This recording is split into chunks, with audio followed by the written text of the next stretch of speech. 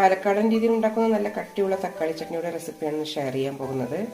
പാനിലേക്ക് 1 ടീസ്പൂൺ വെളിച്ചെണ്ണ ഒഴിച്ചിട്ടുണ്ട്. ഇതിലേക്ക് കുറച്ച് ഉഴുന്ന് ചേർക്കാം. ഒരു 1/2 ടീസ്പൂൺ ചേർത്താൽ മതി. ചോക്കാൻ തുടങ്ങിയിട്ടുണ്ട്. ഇതിലേക്ക് ഇഞ്ചി, സവാള, കൂടെ തന്നെ ചുവന്നമുളകും ചേർക്കാം. മുളക് ഈ സമയത്ത് തന്നെ ചേർക്കണം. നന്നായി റോസ്റ്റായി കിട്ടണം. അപ്പോഴും നല്ല രുചി ഉണ്ടാവും ചമ്മന്തിക്ക്. സവാള കുറേ നേരം വഴറ്റേണ്ട ആവശ്യമൊന്നുമില്ല. നല്ല ട്രാൻസ്പാരൻ്റ് ആയി മതി. ഒരു സവാളയാണ് എടുത്തിരിക്കുന്നത്. 2 തക്കാളിയും കൂടെ തന്നെ മല്ലിയിലയും ചേർക്കാം. തക്കാളി നന്നായി വാടിയിട്ടുണ്ട്. ഇത്രയും മതി. ഇതിലേക്ക് തേങ്ങ കൂടി ചേർക്കാം. അരക്കപ്പിലും കുറച്ച് കുറവായിട്ടാണ് ചേർക്കുന്നത്. നന്നായി ചൂടാക്കിയെടുക്കാം. ഇത്രയും മതി. തണുത്തതിന് ശേഷം അരച്ചെടുക്കാം. ആവശ്യത്തിനുള്ള ഉപ്പ് കൂടി ചേർക്കാം. നല്ല സ്മൂത്തായി അരയ്ക്കേണ്ട, തരിതരിപ്പായാണ് അരയ്ക്കേണ്ടത്. ഇതൊരു ബൗളിലേക്ക് മാറ്റാം. കടുകും കറിവേപ്പിലിട്ട് താളിച്ചിടാം. വളരെ ടേസ്റ്റിയായ തക്കാളി ചട്നി റെഡി ആയിട്ടുണ്ട്. എല്ലാവരും ഒന്ന് ട്രൈ ചെയ്ത് നോക്കൂ.